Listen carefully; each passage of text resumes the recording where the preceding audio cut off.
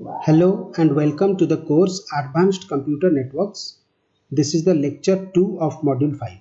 In this lecture, we are continuing the discussion of IP security, and today's lecture is based on the IP security protocol, that is Authentication Header Protocol. So let's begin. If you remember, in the previous class, we have already covered transport mode and tunnel mode, which are the two modes of IP security system.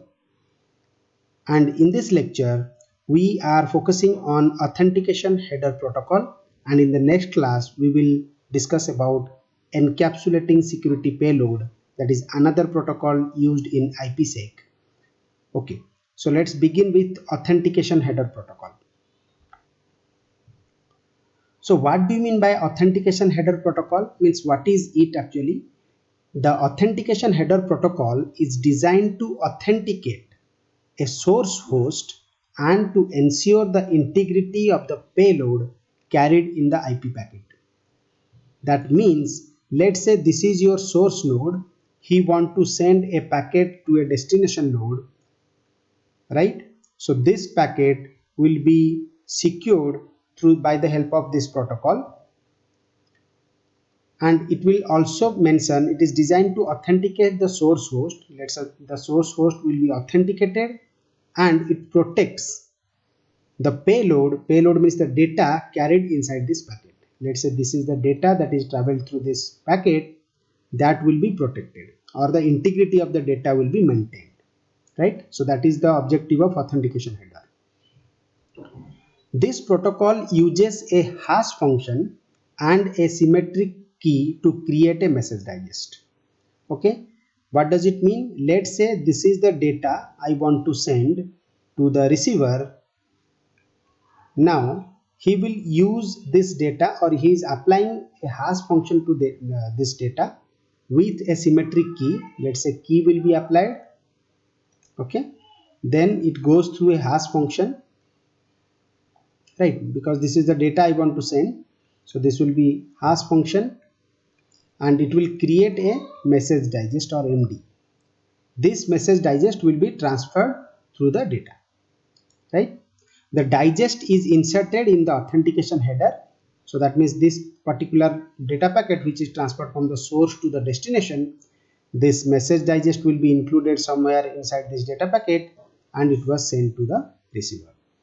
The AH is then placed in the appropriate location based on the mode, that is transport or tunnel. Transport mode and the tunnel mode was already been discussed in the previous class.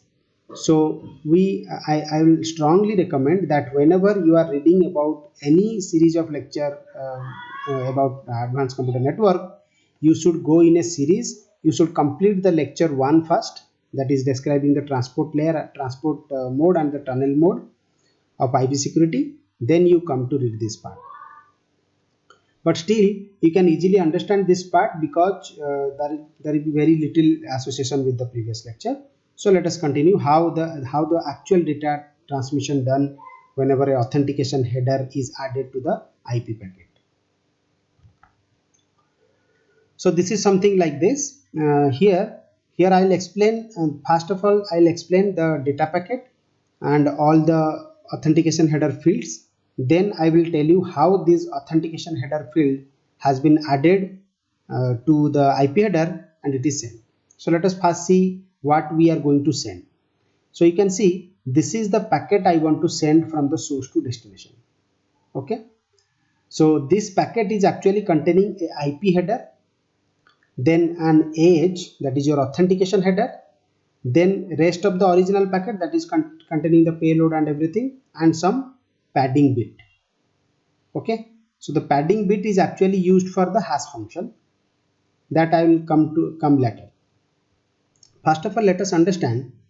If you remember in your IPv4 concept, you remember that whenever a source wants to send a data to a receiver, then actually he is sending a IP packet where there are two parts. One is called payload and your IP header here. This IP header constitutes of these fields. Okay, I have collected it from your Forajan book. So these fields are contained inside the IP header. Along with this IP header, the data get transmitted. So in this particular packet, I am showing the entire thing. So the IP header consists of these fields. The AH, which is used for the authentication purpose, will be constitute of these fields, right? Then the entire packet get transferred. So let us understand each field. I will not explain the IP header part. I will explain only the fields in this lecture. So if you see the figure, the age having these number of fields, the first field is your next header. So what is the meaning of next header? The 8-bit next header field defines the type of payload carried by the IP datagram. So actually this, let's say 06 is stands for your TCP datagram. Let's say TCP connection has been established between the sender and the receiver. Then generally what happened, the IP header constitute this 06 at the protocol field. In the IP header, it is protocol field will be 06. But if I am assuming, suppose we are not using any authentication method of transferring the data, then this particular data will be transferred. But whenever we are trying to send a data with authentication purpose, then we have to include AH into this particular packet. So without authentication also we can send the data. If without authentication we will send the data, then what type of data or what type of datagram we are using? Let's say if we are using the TCP datagram, then this field, the protocol field, will be 6. There are several numbers for other protocols too, like UDP, ICMP, and OSPF. So for every protocol, there will be separate number will be used in the protocol field. You can go and read the IPv4 packet header format, then you can easily understand what is the value of this particular field. So let's say for TCP the value is 06. So actually if I am not including the AH field inside this actual packet, then I don't have to think about this next header. But as I am attaching this AH field to the actual packet, that's why what should be the protocol field in the previous header, that will be transferred to the next header. So if it is a TCP datagram or TCP packet, then the value which is present in the protocol field of your IPv4 header, that will be transferred to your next header field of your AH. And automatically this protocol field of IPv4, which is included inside the packet, is set to 51.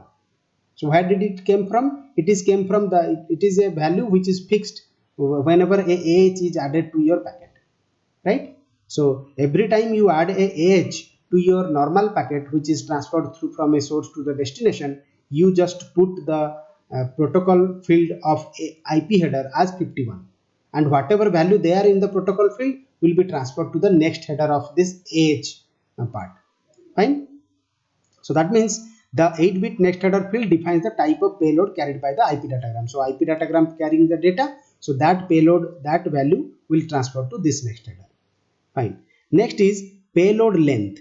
Payload length means it defines the length of the authentication header in 4-byte multiples. So here this payload length defines how much bit or how much byte the edge is. That is the length of the edge, the entire edge. Then the third point is security parameter index. That will be the 32-bit SPI field play the role of virtual circuit identifier and is the same for all packets sent during a connection called security association. I have already talked about security association, slight definition of security association in the last class. So still we will extend this discussion on security association. But for the timing, you just know that this particular field security parameter index will be a number or a value which is fixed. Means it is fixed for the entire session. Suppose I want to send the data from source to the destination, let's say 20 packet I want to send, then I will give a fixed number and every packet contains that fixed number. So that's why I have written the 32-bit SPI field play a role of virtual circuit identifier, means that is belongs to a particular series of messages and is same for all packets sent during a connection. So whenever a connection is established and we want to send 20 packets, and I have decided that the security parameter index, let's say it will be 25, then for all packet that value will be 25. That's all. The next field is your sequence number. So the sequence number, a 32-bit sequence number provides a ordering information of the sequence of datagram. So the number of datagram you are sending from your source to the destination will be ordered, and that sequence number mention that ordering of numbers. Then the last one is authentication data. You need to bit careful about this discussion, so be careful. Try to understand this. What is that? So the finally we will add the message digest, which is calculated by applying the hash function. So that value will be actually present over here. So what I have written is, finally the authentication data field is the result of applying a hash function to the entire IP datagram except for the field that are changed during transit will be stored here. That means, let's say this is your sender, right? This is your sender, this is your receiver. As I have already told you, the AH will be implement a hash function. From the hash function we will get a message digest. So what is a hash function is generally when there is a message. So actually the definition of hash function means, in a layman point of view, I can say this contains some cryptographic technique which takes a fixed length message digest, means which will produce a fixed length message digest and from a variable length message. Okay, so if you put more variable length messages, and the hash function will convert into a fixed length message digest. Right, about message digest you could have studied all these things in your cryptography class, so that is not related to this talk. So but for the understanding purpose I am telling you that whenever multiple messages or variable length message will be converted into a message digest through a hash function. Hash function is a mathematical function. It may also need a key to be applied on the whole message, and we will get a MD or the message digest. So there will be several message digest format will be available: MD2, MD, 4, MD, 5. So there are several message digest format will be there. So that is not a part of our discussion, but still I am trying to tell you that, so whenever the message will be passes through a hash function, message digest will be generated. That message digest will be put over here. So that is which is written as digest. So authentication data means the message digest which is formed. So how the message digest is formed? So generally what will happen, the entire data packet from here to here, upon the entire data packet the hash function will be applied. That means the entire message will be passed to a hash function.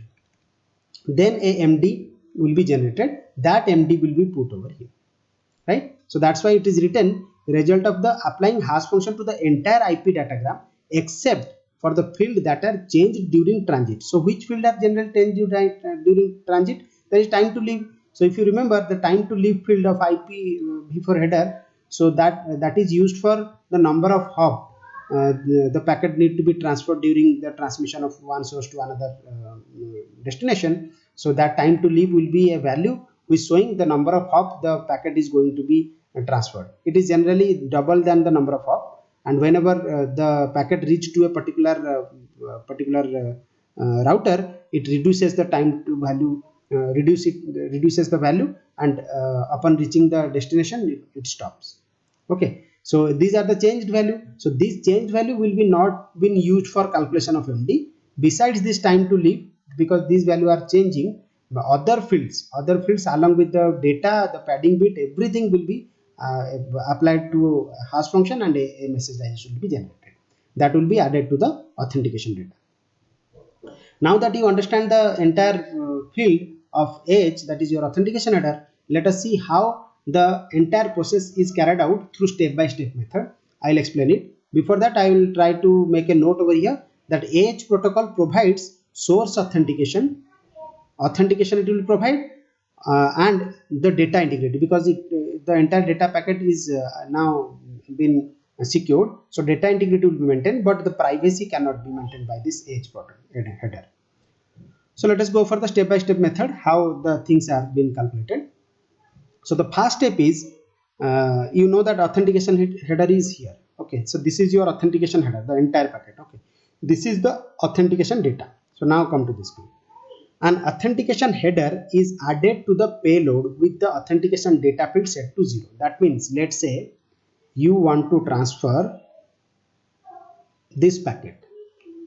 Out of this packet, one part is your IP header, IPH I am writing, and the data part, you want to send this packet from the source to the destination. Okay, now you want to authenticate it, means you want to add the AH packet. So what you will do, the IP header will be intact, IPH will be there, then you add a authentication header packet over here, then the data packet will be obviously will be remain same. So here the data packet will be here, the header packet will be here, and you add the age.